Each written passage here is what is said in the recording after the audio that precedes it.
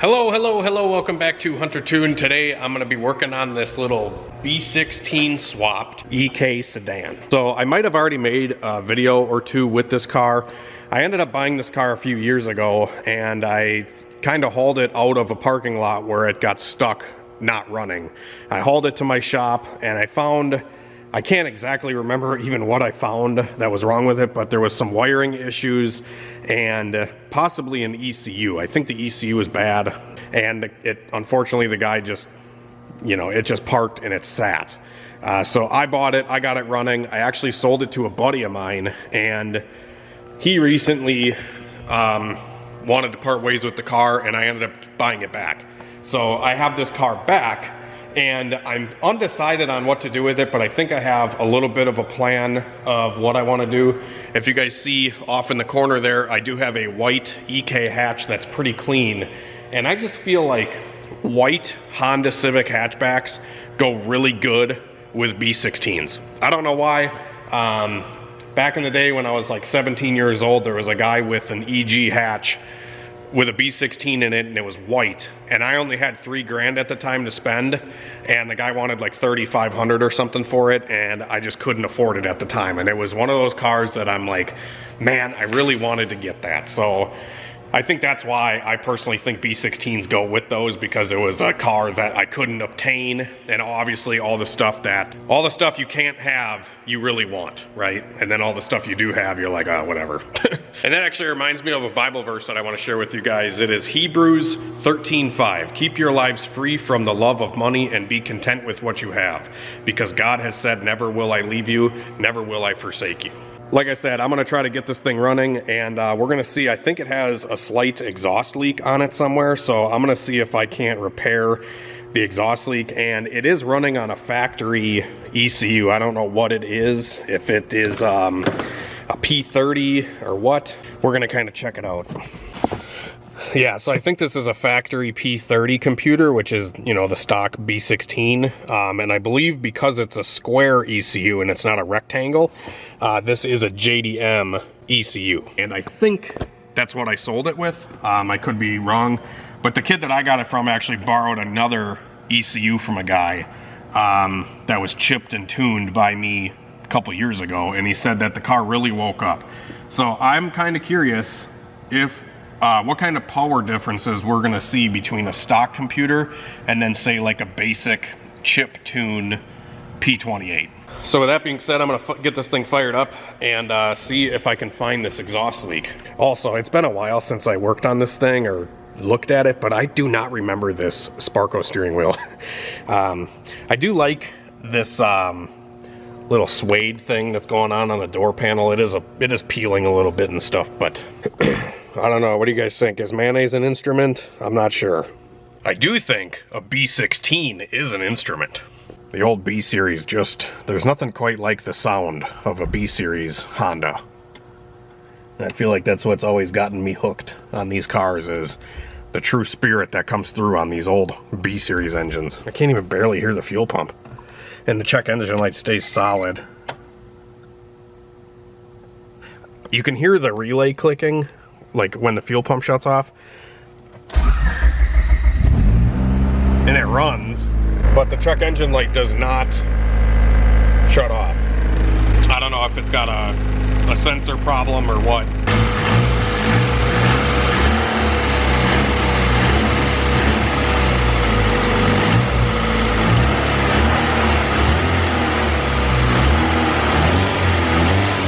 You guys see it right here. Ever so slightly leaking. So I think I'm actually going to get this on the lift, and I might pull the header off of it. And I've done this before where like these bolts, a lot of times they're like rusted in there, and I'll just weld that seam shut and then see if there's any other leaks past that one right off the header there. All right, so I got this thing up on the lift, and it's been a while since I looked underneath of it, but it does have function 7 LCAs and this tie brace. It's got some max heating rod coilovers. Pretty nice exhaust too. Magnaflow muffler all the way down here. And this B16 looks like an original EM1 swap. It still has the VIN actually on it that says EM1, so I'm pretty sure this whole swap did come out of a Civic Si, 99 2000 Civic. So that's pretty cool. But I did find the exhaust leak right up here. You can see it's you can see the discoloration right here where it was seeping out exhaust, and right here. So I'm gonna run the welder across here and here and see if that's enough to fix the leak. It doesn't appear like it's leaking on the backside, but I figured it's worth trying to just weld those spots quick because it saves me the time of having to pull the header all the way off, even though it's not that big of a deal. But I figured you could try this, it's easy to get to, so I'm gonna do that real quick and see if we can fix this exhaust leak. Well, I fixed one leak. I welded this guy solid, and it's no longer leaking up here, but I found another leak. This is good. This is good. This is leaking. So it looks like right on the hanger here, yeah, it's blowing right at my face.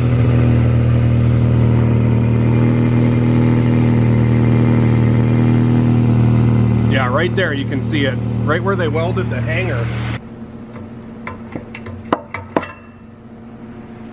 Yeah, that's a leak. So I'll probably hang on to this hanger for future use, because you never know when you need an exhaust hanger, right? And this is the mindset that I've been in lately with just, oh, this piece of pipe, I could maybe use this later or whatever, and then you literally end up with piles and piles of stuff. And unless you're a very organized person, which I am not, it leads to chaos in the mind, I think. So anyways, but I hate exhaust leaks. We're gonna get this patched up, and yeah, I can usually always tell right when I start a car if there's any little pinhole exhaust leak. I think I'm like partially traumatized from exhaust leaks because I feel like I'm really sensitive to fumes, and especially a car that's on pump gas. You're just poisoning yourself if any of these leaks are like finding their way into the cabin and you're breathing them in. That's why I'm a big advocate of E85, because funny enough, I can run a car on pump gas on the lift for like a minute and it completely gasses out the shop. It stinks so bad. But it can have that same car, same engine, whatever, on E85, and I can run it for 10 minutes before it gasses out the shop. I don't know what there is to say about that. There's probably the same amount of carbon monoxide and all that, but it doesn't like stink as bad. But pump gas is disgusting. So fix this one. This car also does have a leaking oil pan gasket, which I might address at some point. Get one of them Felpro metal lined oil pan gaskets for it, because it seems like all these B series engines have a leaking oil pan. And I think I've done videos in the past of how to seal your oil pan perfectly. And it's with those metal lined Felpro oil pan gaskets, so you can really crank down the bolts. That usually fixes them right away. All right, both exhaust leaks are fixed.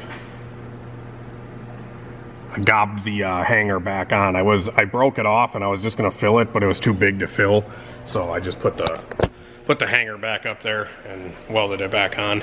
Now I'm gonna get it off the lift and we're going to put it on the dyno and get the wideband working, because it has a wideband in it, but there's no power to it.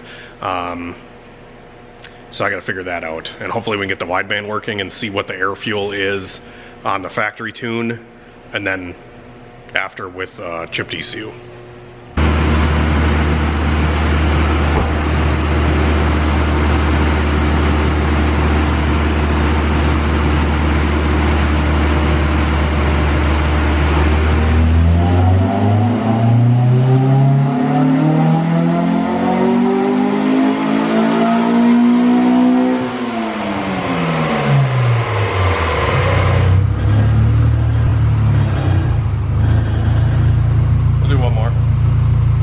Okay. It was pretty lean until Vtec, and I guess Vtec is working. I didn't think it was.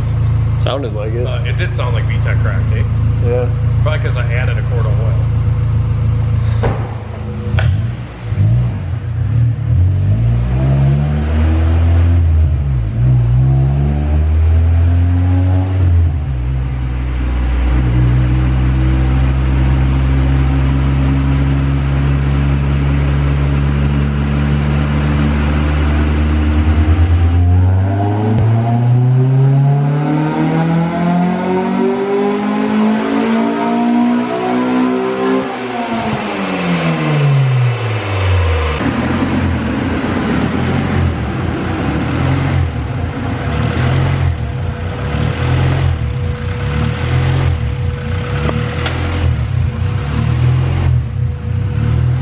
Broke the IACV.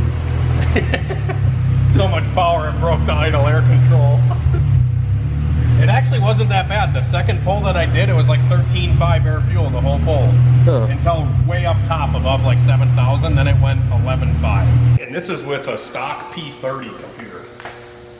And Vtec was working. Did you hear it outside the car? Yeah, I think so. I believe. No, it sounds like it continues pulling and doesn't like dog. Yeah, it does sound like it's working. Yeah. Oh wow, it's really slow. 127 horsepower. What is wrong with this thing? Wow, that's terrible. 127 horsepower, but the air fuel did look fine. It does look like it's falling off up top though, doesn't it? Like maybe Vtec kicks and then it stops? What is that, like 7 it starts coming down? That's our current power curve. Like I said, the pink line, the pink one is actually the second run, and I said the air fuel was better on the second run. I did nothing but run the car again. So I don't know why. The first pull was really lean before Vtec, and then when Vtec crossed over, I don't know if Vtec's working, dude. 127 horsepower tells me it's not working. But it does sound like it kicks. When is Vtec on B16s? On B16s, I think it's like 5,500. And I don't see a noticeable jump. That looks pretty smooth to me. This doesn't look like there's any sort of kick. You want to unplug it and do one and see if it falls off? That'd be one way. You probably see why the check engine light's on. So I'm gonna see why the check engine light is on. Maybe that'll tell us why it's so down on power. Because a B16, a healthy one, you know, I'm not saying this one's perfect, but you know, this one might have ate pizza its whole life, but it's, I think this thing should make around 160 horsepower with Vtec. This just seems like a single cam. And it was really boring to drive. Like, this thing just sucked. It wasn't even fun. All right, key forward. There's a little connector down here. Even on OBD2 cars, so 96 and newer, they still have this little blue connector down here, which is to jump to count the flashes on the engine light. So when we jump the ECU from OBD2 to OBD1, like this car is, you have to check the codes through the ECU or through the connector down here, the brown and black wires going to the blue connector. It's like Honda knew that we were still going to run OBD1 computers, and they left that in there, because on that side, if we had an OBD2 computer in it, we would check the codes through a regular OBD2 scanner, but that's not the case on this thing. So we're going to jump these real quick and see if we get any flashes.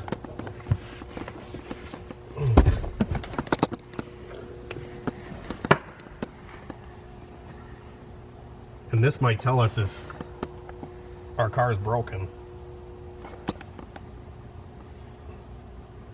Is it flashing? Yeah.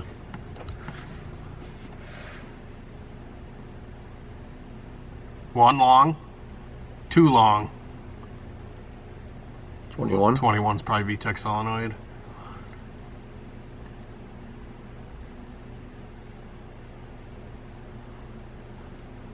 $41? Was that 41 or? Yeah. 41? Yeah, 41 and 21. Okay, so 21 and 41 are our codes. And if we go on the Google machine, and we type in Honda OBD1 codes, what was the first one? 21 is Vtec control solenoid. 41 is for the O2 sensor. So Vtec solenoid code is probably because the wiring isn't like proper or something. So on OBD1 computers, you have pin A is the far left one, and A4 is this bottom. So this has been tapped into for the Vtec solenoid. This looks like a hunter job here because I tied in D6 and A4, and maybe it's just mad because it's not, maybe this wire right here is screwed up and it's not actually getting to it. So let's find out. This red wire comes through the firewall. This should go to the Vtec solenoid.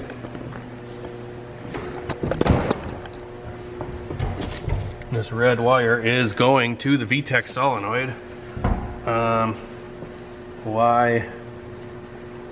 I wonder if...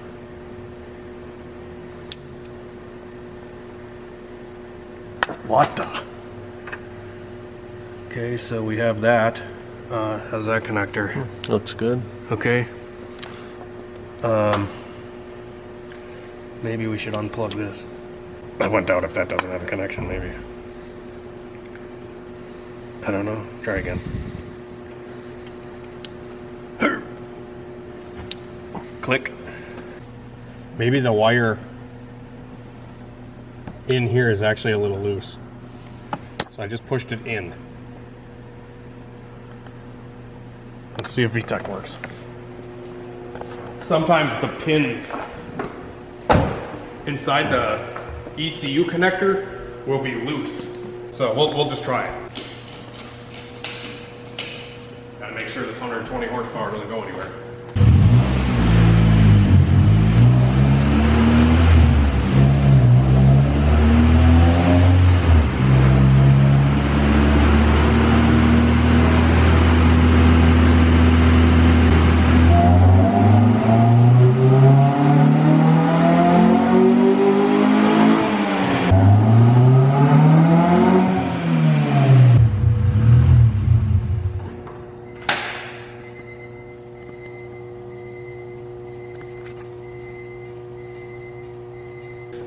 I think this ECU has bad Vtec components.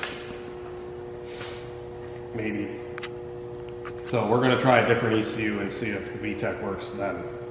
Because I don't think this ECU has working Vtec because the pin is going right to it.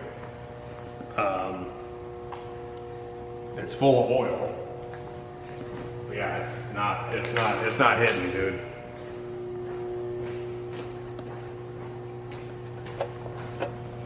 All right, so I don't know if maybe the components inside of this are bad. Maybe I'll have to send it to No Miss Industries. Go hit them up if you need any ECU work. I don't do it anymore. This ECU is out of my JDM GSR, so it's probably going to be a little rich, but we'll at least see if Vtec works, because I know the Vtec works on this ECU. On a GSR, when are we expecting it? 55?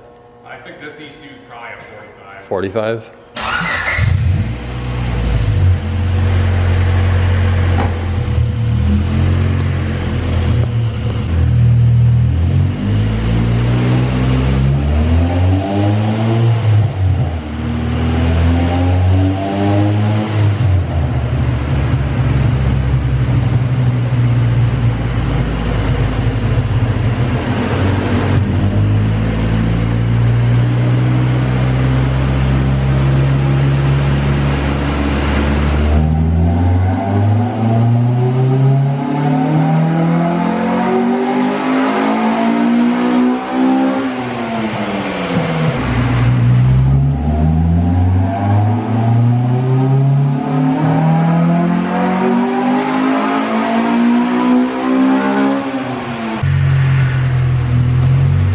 Yeah, that time it worked.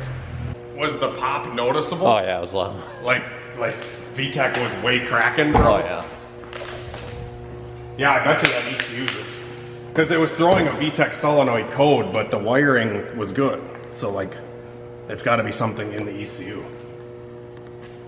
Oh yeah. Okay. What did I say it should make a B16? 160. Oh, 175. Oh, nice. Damn. It does look like it's a little lazy in the middle here. Yeah, this car will be way more fun to drive. 127 to 167. Yeah, make sure Vtec works, dude. Especially on a B16, because they need all the help they can get. 175 horsepower. Damn, that's pretty good.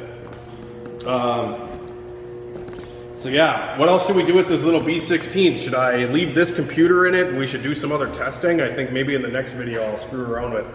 I want to show you guys like what, like this little thing on the valve cover. Like if you run this actually to the intake, is that worth anything for power?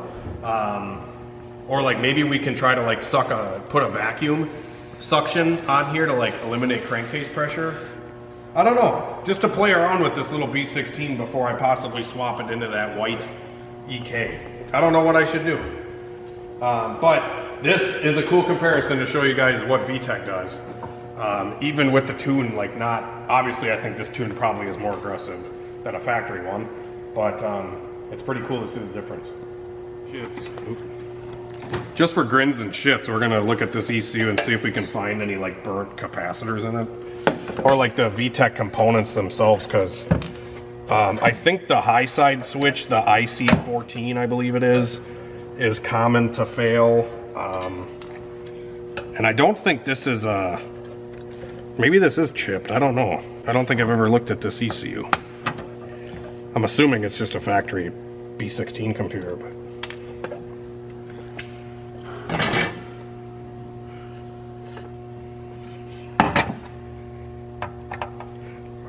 Oh, it actually might be chipped because there's a CN2 header right here. No shit, dude. What if this frickin' computer, we just need to swap the chip and then Vtec will work? That'd be kind of cool.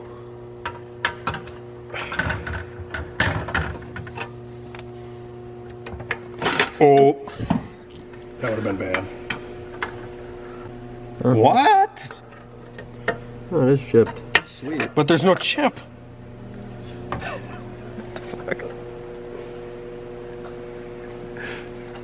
Oh, what do we have here? Ooh, look at this cap right here, though. Can you zoom in on that? Can you see it? You see where it's burnt?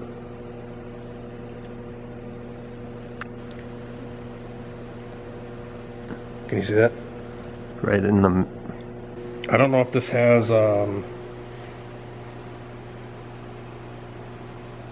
that's weird that it runs without a chip.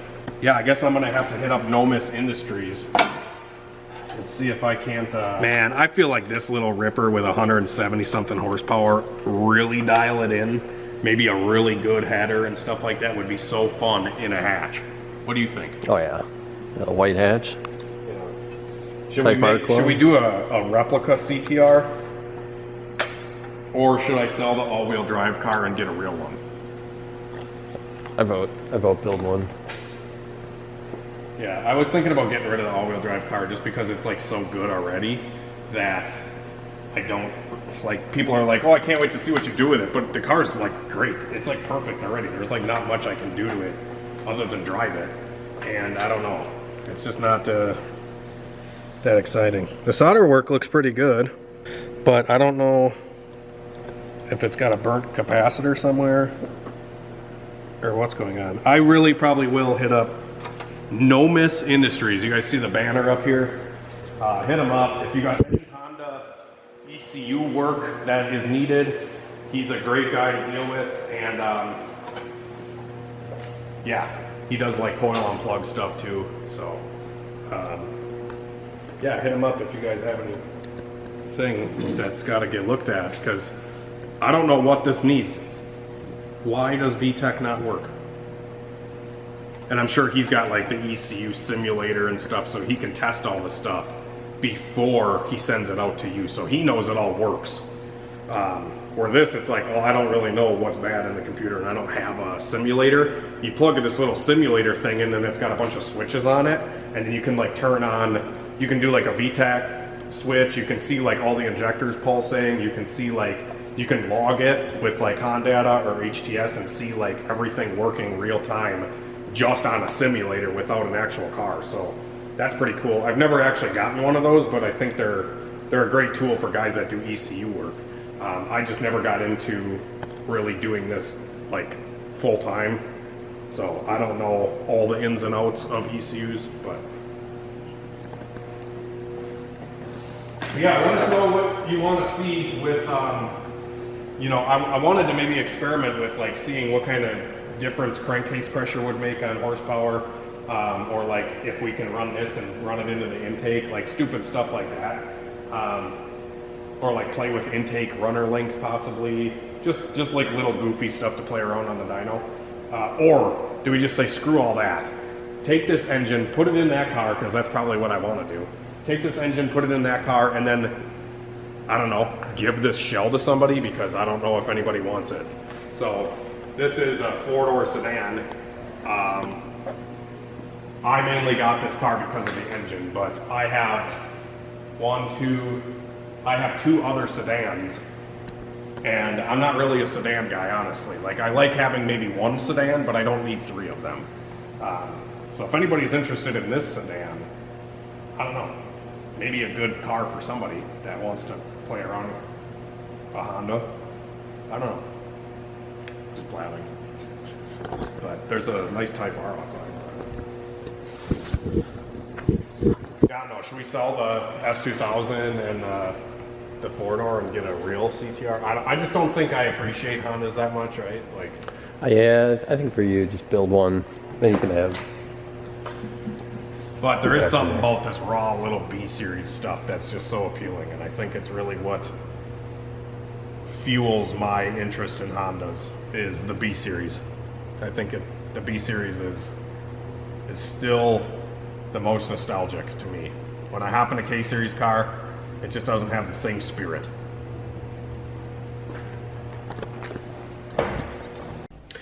Alright guys, that's going to do it for this video. Thanks for watching. Be sure to hit the like button, subscribe, shoot me a comment.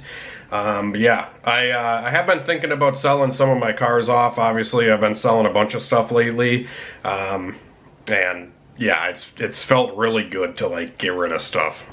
So thank you for everybody that has reached out and purchased random parts for me and stuff. It's very appreciated.